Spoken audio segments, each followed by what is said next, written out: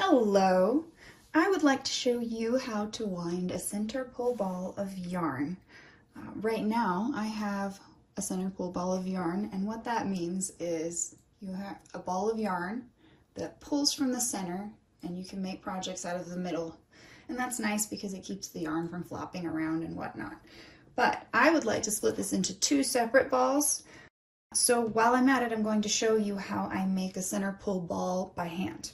The first thing you'll need to do is just pick up the end of the yarn that you're working with and drape that over your palm between your thumb and your pointer finger.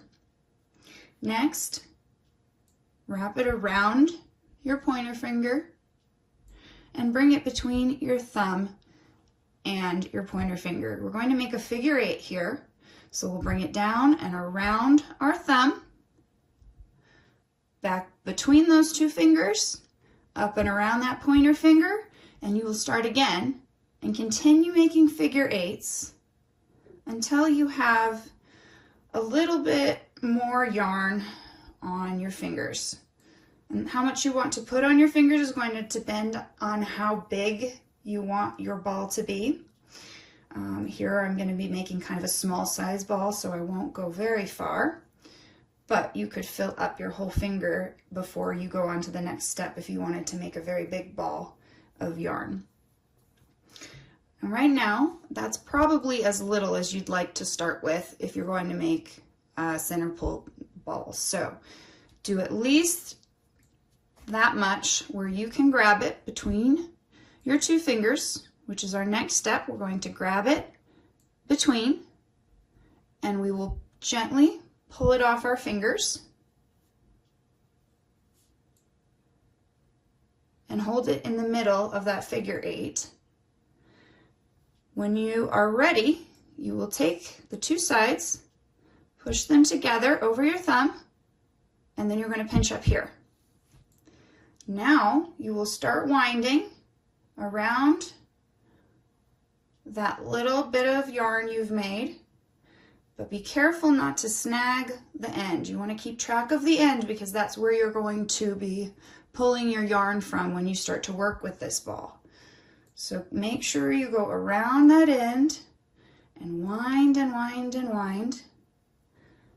And slowly it will start to form a ball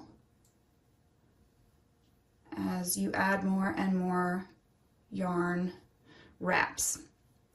Do not pull it too tightly, because if you start pulling that really, really tight, it will affect your yarn. If you store your yarn in really, really tightly wound balls, it can cause it to stretch out, and then it won't be as springy as it naturally was designed to be.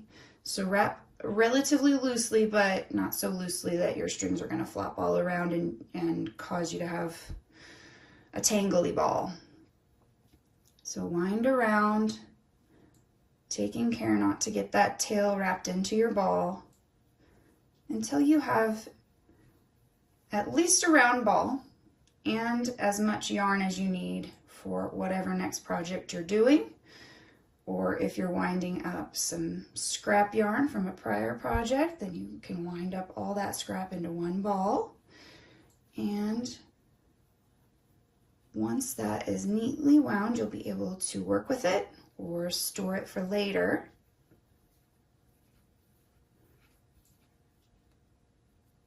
And as you can see, the more you wrap, the rounder that yarn ball gets. Take care again not to catch your tail up in your wrapping, or you won't have the center pull, you'll just have a regular ball.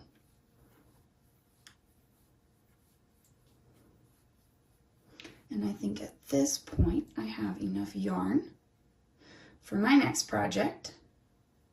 So what I will do is clip the end and tuck it in, and you can store that on your shelf, or you can pull the center pull from that and work from that. And I hope that you found that helpful, and I hope you have a very wonderful day.